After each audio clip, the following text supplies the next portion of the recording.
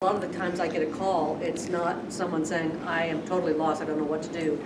It's usually someone saying, this is what I think we should do, what do you think? Yeah.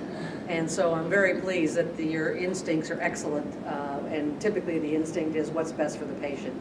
And can you defend me if I do it? So I mean, usually the answer is absolutely. But there are some general rules we can talk about. We have policies. And one of the things I have my slide deck and we'll go through it. I'm not crazy about the order I put them in. So I want to make sure that it's open to discussion and questions. And one aspect that is always, I think, of interest to folks is, what can get us into trouble?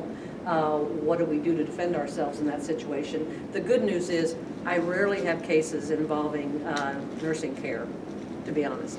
That's because you do a great job and you obviously have a lot of processes in place that provide a safety net for you, and that's wonderful, and you're a good team. As I was watching you all do your team building exercise, I was noting all the purple. Did you practice? Did you play at this table? So you obviously think alike, you have some good group thinking, and protecting each other is a key to really a successful experience for the patient and for you. So I do have time for that too, to talk about those things. So anyway, my background, I've been here 2 years, but I've been doing what I do for many more years than that. I was a medical malpractice defense attorney, and mostly in Texas. And then when I would review cases, a lot of times I would say, gosh, if this one or two things would have happened differently or better, this lawsuit never would have happened. And that's when I kind of got excited to make the turn to proactive risk management and education of providers, doctors, nurses, other staff members to say, you guys, if we just did this one or two things every time, it would prevent the lawsuit from happening. Because you might be surprised or you might not be surprised to know that oftentimes the lawsuits have nothing to do about bad medical care. It's a bad experience. And even when they do these large closed claims analyses by large medical malpractice insurers, when they try to find the top 3 reasons the case got paid, they couldn't find any negligence. So we know there's something else going on in the patient care experience that has nothing to do with the real quality of care. And so we want to talk a little bit about that too. And that's something you have absolute control over, almost absolute control over. So we'll get started. If I can figure out exactly. Here we go. So the risk management program. What we're here to do for you, or right now we're kind of short-staffed, what I'm here to do for you. Although I have help around the institution and the other risk managers in the network. But we manage the professional liability claims. You probably know, or you may not know if you haven't had occasion to be sued or be involved in a lawsuit. The University of Vermont Health Network has a captive insurance company that we own. And so we're basically self-insured with some reinsurance on top of what we retain. So it's our own captive insurance company providing professional liability and general liability for our providers, including nurses and physician extenders and employees who provide clinical care. So we do that. We also, the real key to this is mitigating loss by getting onto matters early in the process. So that's one thing we try to do. A lot of times I'll get a call to say, something didn't go as well as it could have in this situation. Could we write off part of the bill as a gesture of goodwill? And we'll do that. And that sometimes helps the case not go any further than that. We support providers when they get involved with attorneys. And you may have this happen. As a part of a claim or a lawsuit, you might get a call from an attorney or a subpoena or a request saying, I'd like to talk to you about your involvement in the care of this patient. It's not against you, but we want to look at the care. Please call me.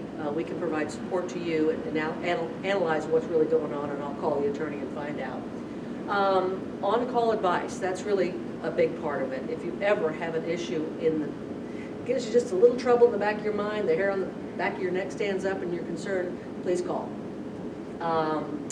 Provide risk education is what we're doing here today, and one of the things that John Brumstead has asked, that we really take the cumulative data and the experience and get back to our providers and our insureds to talk about what we've learned and how we can continually improve our care and our risk profile.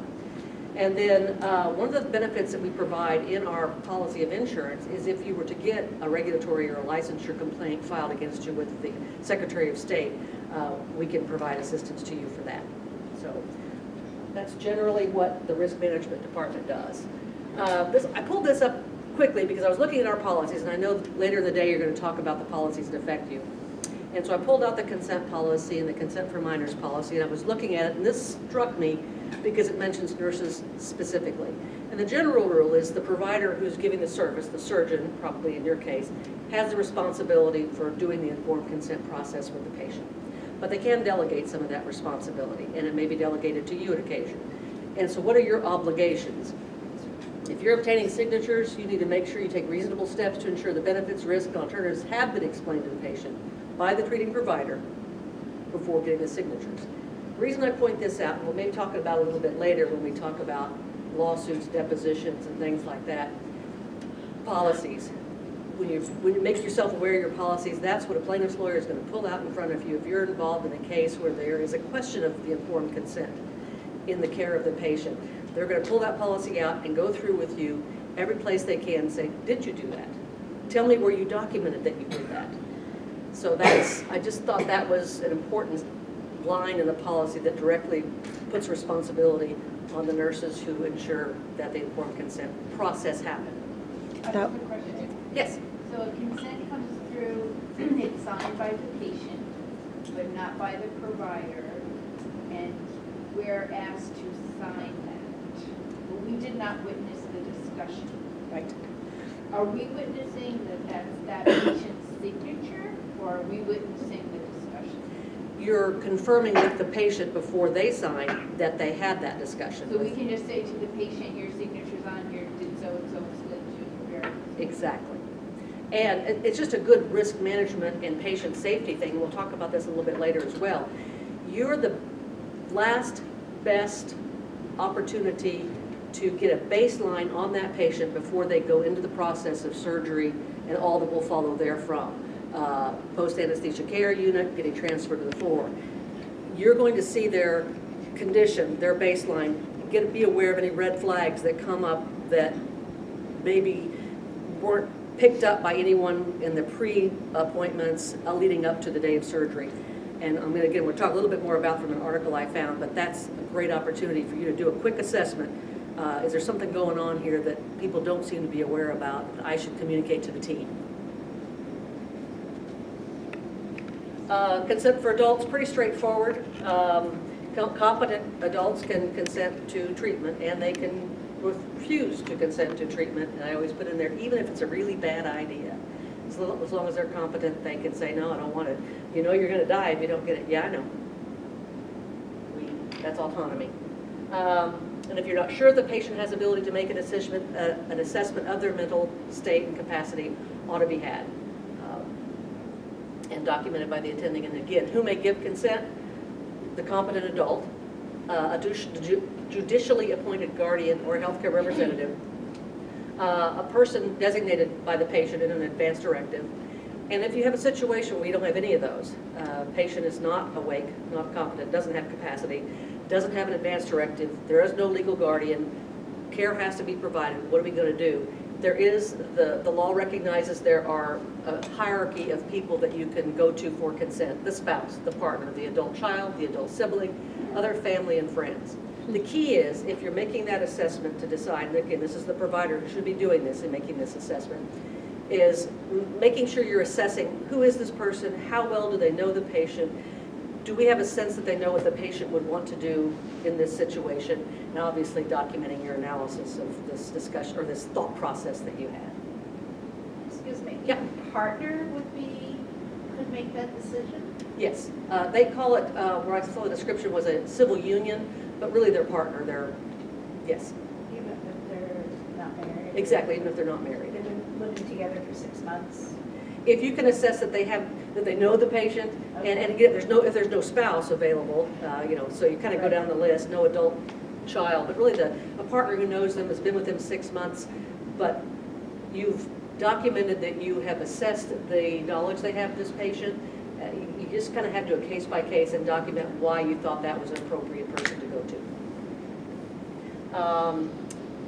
Telephone, fax, and email. If you're obtaining the consent, have a witness on the call with you, and both the person obtaining the consent and the witness to the call should document in the record. And also document why you had to resort to telephone call or fax or email or text or something like that. And you're probably going to get the flavor here that any decision you make, if you document well that you did it and why you did it and why it was in the best interest of the patient to do it, I can defend that. I had a question about, somebody was asking, should it be a nurse versus the surgeon and the anesthesiologist, since they're both working, sort of a little bit of a conflict there? Should it be somebody that's not in the room, or does that matter as long as it's two people? It doesn't really matter as long as it's two people. Right. Consent for minors. We have a policy on that. It's kind of a lengthy policy. Be sure you're familiar with it if it ever comes up in a problem. Again, plaintiffs' lawyers love to pull out the forms, policies, and procedures, consent, and any other policy and procedure that affects the care you're providing, and going through that and making sure it's followed. Which brings me to a point. If you find in your practice that there are policies affecting the care that you give, and you're realizing this doesn't make sense, this isn't what we do, bring that to someone's attention, because there's nothing worse than having policies, guidelines, procedures out there that really don't apply to what you're doing, or don't apply any longer to what you're doing because of some change in process or improvements or technology. There's just nothing worse, because still the lawyer will pull up the policy on a big 8x10 poster in the courtroom and say you didn't follow it, even though your testimony is it didn't apply. We don't even have that machine anymore. It kind of just makes us look a little bit out of touch.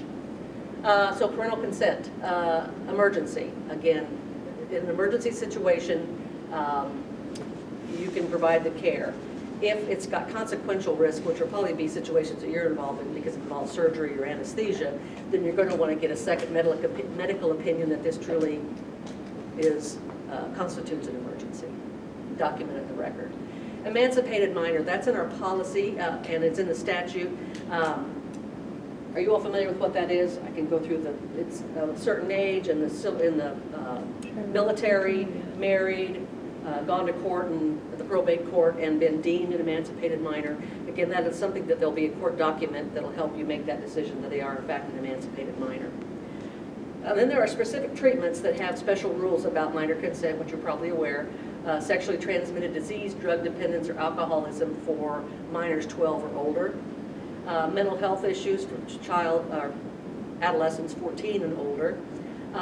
Rape, incest, sexual abuse, any age. I mean, they can give consent for treatment if they are the victim of any of those things. However, obviously, you're required to report that to DCM within 24 hours. For contraception and abortion and pregnancy and prenatal care, there's really not an age. Let me find my notes here. I can go without my notes.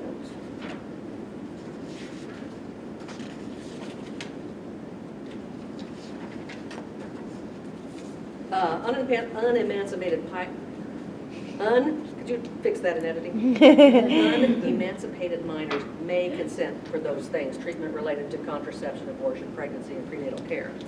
Now, what you need to do is the provider and your involvement in that care team should assess sort of a case-by-case basis, and what we recommend is assessing whether the person really understands the nature of the treatment they're asking for, or the care, or the procedure. They understand the risks, and they seem capable of making an informed and rational decision. And a lot of things you look at are age, maturity, education level, their conduct and their demeanor. If they're coming in and you're kind of freaked out by how freaked out they are, that's when you want to stop, take a step back, and think, is it really in the best interest of this minor? Are they really in a right place mentally, emotionally, maturity-wise to make this decision? And if you just don't feel that that's the case, given the circumstances, then you probably want to give the parents a call. But before you do that, you talk to the minor. You say, I'm really not comfortable. And again, it's a case-by-case basis, and you need to document what you're doing. But if you clearly see a situation where this person is not in the right state of mind to make this decision, then we have to be thinking about contacting the parents. Mature minors. Some states actually have statutes that refer to mature minors. Vermont does not. But it's kind of like we talked about with the pregnancy, contraception, and termination. It's those considerations of maturity, age, education. Do they really seem to have their act together to make this decision? And again, you want a comprehensive documentation will always help. And then the question often comes up with adolescents who are asking for care or treatment, don't tell my parents. That's when you kind of weigh the parents typically have the right to know for minors' care. But if you evaluate and say this person if I were to tell their parents, it's really going to be a bad thing for them. It's going to interfere with any future care they may need. It may damage them emotionally. Get an ethical consult perhaps, but also just make those considerations, whether it's in the best interest to not disclose to the parents in that situation. I don't have a cold, I have allergies.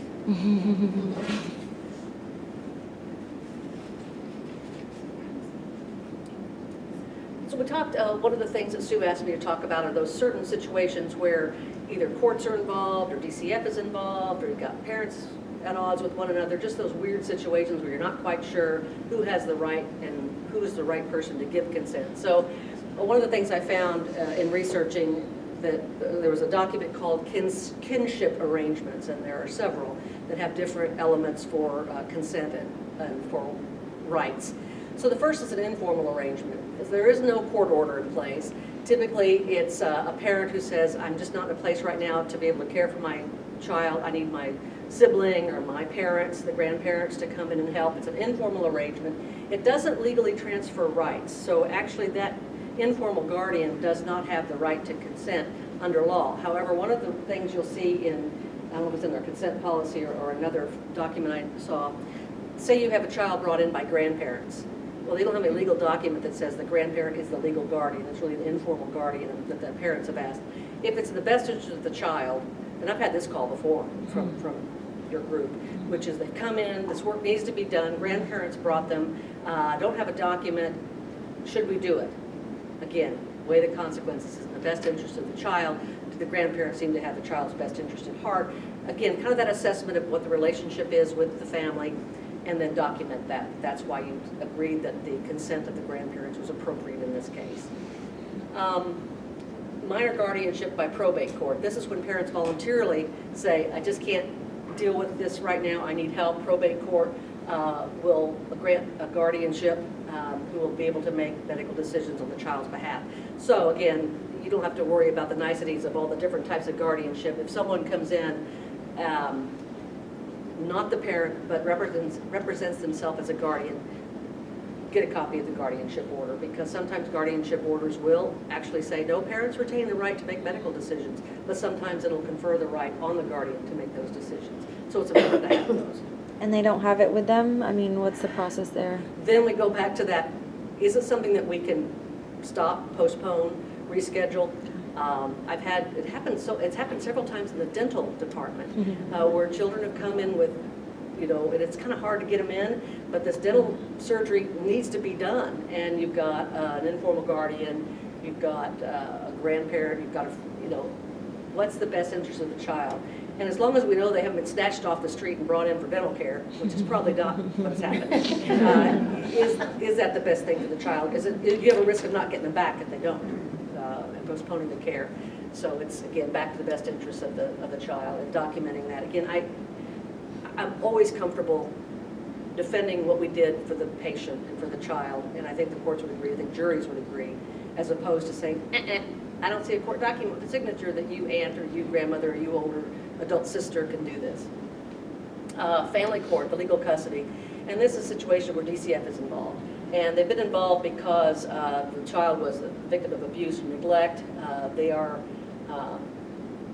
beyond the parent, they've run away. So they're beyond the parent's control at this point, or they're a delinquent, juvenile delinquent. Again, there will be a court order that will talk about, again, defining what those rights are. And it kind of goes back to that same common sense. They don't have a document, they're a custodian. Get it if you can, assess where you can as to whether, again, it's in the best interest. Is it a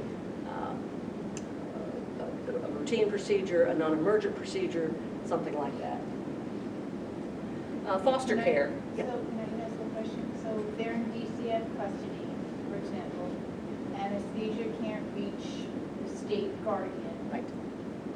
They can still have with the foster parent sign? Now, the foster parent, now typically, no. Foster parents don't have other than routine medical care, which is sometimes part of an agreement when they undertake to become foster parents of a child. There are signed agreements that usually confer rights for routine medical care and routine dental care. As you can see, it's kind of small here, but this is actually, guidance from the statute that the medical and dental care, you may arrange, this is for talking to the foster parent, you may arrange for the routine health and dental care and immediate medical treatment in case of illness, accident, or emergency. What they hope is that you're going to be continuing care with the same providers that the patient had when they were living with their family and their parents. The social worker must give permission for anesthesia, surgery, and psychiatric services. They give you a number. Now, I'm not sure if that number always gets you to the person you need, but supposedly there's an emergency services program number there for permission. In an emergency, seek medical treatment first and then contact DCF. So again, you're going to weigh the benefits and risks to providing care with the foster parent's consent, or really no consent because it's considered an emergency, but trying to obtain that permission through DCF. And again, document your attempts. If unsuccessful, care needs to be provided. We're going to err on the side of providing the care that's best for the child.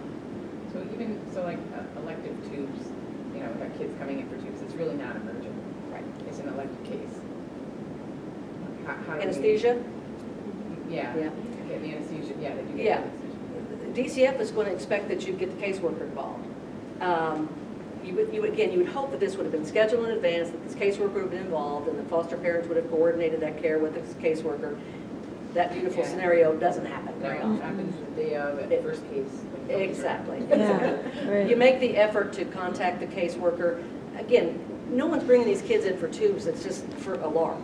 Yeah. It's because it's appropriate, it's necessary. And the decision, you guys find yourself in a situation where rarely is it, no one ever heard of this patient before. They've received care in their primary care department or the pre-surgical workup, or, you know, they're not unknown to us. So if it's a planned procedure, they're under the care of a provider, you can't get a hold of DCF even though you made the attempt, and foster parents are there aware of what needs to be happened, document it and proceed. And we do that until we get in trouble for doing it. I think that's the best thing to do. Permanent guardianship, typically those documentation will be very clear about what the obligations and responsibility are for the guardian, and of course adoption. But getting in First trouble rights. for it, we don't want to get to that point. And I don't mean you getting in trouble, I mean, you know, me and us. Again, if you have any, I guess because of the years of experience in dealing with you for the last 2 years, I have confidence that you trust your instincts a little bit. If you feel weird about it, it just doesn't feel right, it doesn't seem right, and it is not an emergency, and you can just say that we're going to postpone it. And we're going to talk a little bit about that on informed consent, and we've been talking about the issue of day of surgery consents, and this has nothing to do with minors necessarily. It's hard to stop the line when it's already in process, and you can tell patients, you know, you're sure you want this surgery today? Unlikely are they going to go, no, because they know everybody's lined up, the OR is scheduled, the anesthesiologist there, you all are there, they've got the lines being put in, the surgeon's got the day scheduled. But they really ought to have that right if they're uncomfortable, and frankly, any person who's uncomfortable undergoing surgery, that's a risk. That's a legal liability risk as far as I'm concerned. So we'll talk a little bit about, risk and how to mitigate it in the pre-op area. If there becomes a problem, if you see this situation arising where you can't get a DCF social worker on the phone for a scheduled procedure, we got a problem, and we need to address that with DCF. Because if there's a scheduled surgery, they should be aware of it. And that's the other advice that I see in the literature is, to the extent there can be a plan in place with the foster parent and the DCF worker, and maybe even the biological parents, that you plan the patient's care, the minor patient's care in advance, gosh, that would be a good thing. But if you begin to have a problem getting DCF to provide the kind of consent they need to get, then we need to work on that with them. Because that's what this process is designed to do, is to protect everybody. Again, mitigating risk. I'm sure you've heard this a lot. It's the documentation of the conversation, not the paper, that will prevent a problem with informed consent. And actually, in Vermont, the law doesn't really talk about so much the signing of a paper. It talks about the process. And so I would encourage you're taking the few seconds it really takes to document that I spoke to the patient, confirmed they understand and have been informed of the risks of this procedure and the alternatives, answered any questions the patient had. That makes all the difference in the world to know that you documented that you had that discussion, you answered their questions. So when they come later and go, I had no idea. no one told me, then you have a chance to say, it is documented. This is the big thing. Managing patients' expectations. One of the articles I read about the things that preoperative nurses can do that will mitigate risk and provide excellent care is managing expectations. And that, frankly, is the number one thing for risk management and healthcare all over the place. And it's from the very beginning. It's not only the big things, like if you've talked to the anesthesiologist, you've talked to your surgeon, you know what's going to happen today. It's talking about, when I put this line in here or here, it may hurt afterwards. You may develop a bruise. You might even feel some tingling, because you don't usually get consents for putting lines in and even taking blood in clinics. And I've had people ask, should we start getting written consent for taking blood, because patients complain that I have an issue with that later. I said, instead of an informed consent process, because it's really not required, perhaps a data sheet like we do with flu vaccines. What you can expect when you have blood drawn. You might get a big bruise, you might get some nerve damage that hopefully will be temporary and minor, but be aware that that happens, and don't be frightened, but call us if it happens. So every step of the way, managing the expectations is really a wonderful thing. In my personal experience, the times I've had surgery, the best part of the day is in pre-op, with the pre-op staff, because I know you're probably overworked and stressed and frustrated, but you never show it. I've never observed it. That you are the number one thing I'm thinking about at this moment. Even though I know you've got 5 other patients around me that you're dealing with. And so you do a great job. And that kind of relationship that you can have, because they're seeing you when they're alert and unmedicated. And that's the last time they're going to see someone in that condition for a while. And a lot of scary stuff's going to happen between that moment and when they wake up and pack you, or don't remember it probably, and get to the floor. So that relationship that you can make at that point is going to make all the difference about how they view the experience. I've seen it a million times. I'm probably exaggerating. But I've seen it a lot, that sets the tone, that you care about them, you made that connection, even if it's a few minutes, it's ideal. And the other thing I was going to say is, I have, before coming here, I worked a large medical group that had a lot of anesthesiologists, and I saw a rash of claims in the last probably 5 years where the patients had, I would almost call PTSD. About anesthesia, and the pre-op and surgical period was very anxious. And so this is one of those things where you provide an excellent service to evaluate any red flag you're seeing in a patient. Again, you're seeing them at baseline. You're going to see, are they hard of hearing? Do they not speak English? Are they illiterate? Do they walk with a cane or a wheelchair? All these things that the other people down the line, as you hand off in transition care, may not be aware. That information is going to be huge. Are they extraordinarily frightened? Do they share with you, I'm really nervous about anesthesia because I don't like being out of control. I was a victim of childhood abuse or rape or assault. I don't like being put under. Will I remember? What can happen to me? Will I not remember? That is huge to hear, to acknowledge, and to communicate to the other providers down the line, because I've seen lots of claims about that the whole process was scary. They didn't know what they were going to get. I didn't know I was not going to remember. You think, you have an anesthesia, of course you're not going to remember. But they may not know some of those drugs prevent you remembering. So I just want you to have a higher sense of, and it's hard to screen for PTSD or screen for someone who's going to have a bad reaction emotionally to the whole process. You're the last best hope for that before someone goes down the path through surgery and transition. So take that opportunity and share in this. I love the fact that you were doing all this teamwork today, because that's the key. Sharing it with your team members down the line. So again, talking about informed consent lawsuits.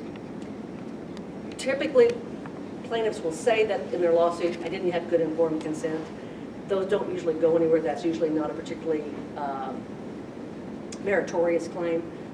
Having said that, I just resolved a case last 3 or 4 weeks ago for a lot of money, which was an informed consent case.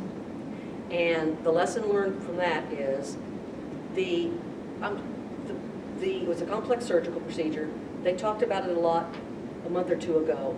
Actually, the decision was made not to do it, because the discussions were that this really looks too risky for this particular patient, so let's not do it. They called the patient and the family and said, we're not comfortable doing it, we're not going to do it.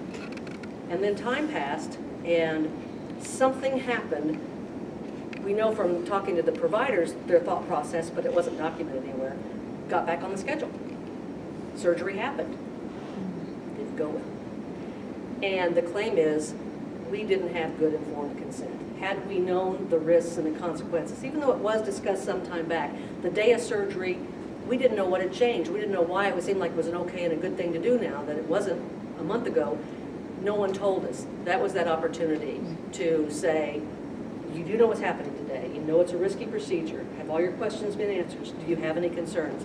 And that kind of thing would have made all the difference in the world. Which also brings the question up, and I've talked to surgeons about this, is day of surgery consent the best idea?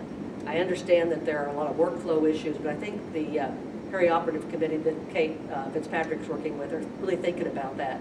Because the process should be a process over the when you make the decision to have surgery, that should be talked about. And then when you have your pre-surgery physical, it should be talked about.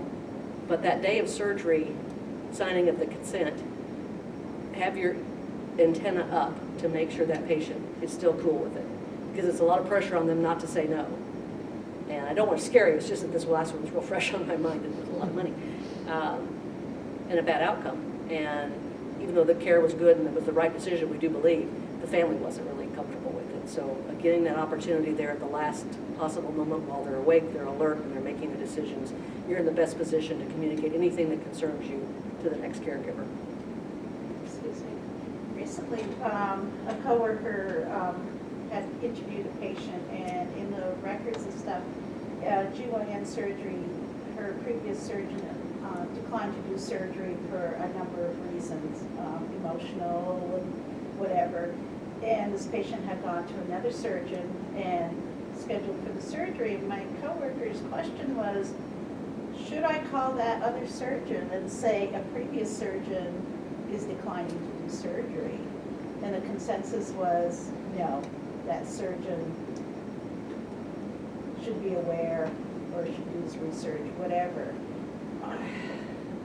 That is a huge red flag when a previous surgeon has declined to do it and especially, and I would think gynecological procedures, there's some emotional overlay with those, plastic surgeries certainly, orthopedic surgeries. I've actually had a situation here where I was able to observe that this patient had previously had problems with their surgeons and I told the surgeon about it. And ultimately, he on his own reviewed all the care and decided we're not going to do the surgery. So it's very valuable information. Now, when you say who decided to not call the previous surgeon or not tell the current surgeon about the previous surgeon? Current, well, she came to us, and because she's new to our department, what should I do? And the notes are in prison, the previous, and this particular surgeon is not part of UVM Medical Center. Right. Her question as a new coworker is, should I call the new surgeon? The current surgeon. The current surgeon and make him aware. And the general consensus was, we don't get involved. Oh. So, As a risk manager, standing as an advocate for good care, I would want that surgeon to know. I want the new surgeon, and also even ask the patient. I see from the record that this was previously canceled. What was going on there? What were your don't be afraid to lean